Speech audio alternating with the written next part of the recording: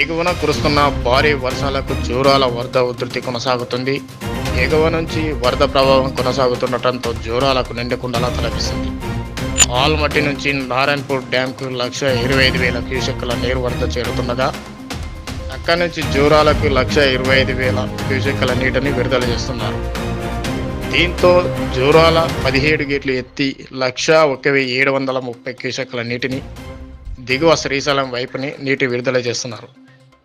Project inflow వచ్చేసి 83,000 క్యూసెక్కుల నీరు రాగా అవుట్ఫ్లో 1,01,730 క్యూసెక్కుల దిగువన శ్రీశైలం వైపుకు విడుదల చేస్తున్నారు.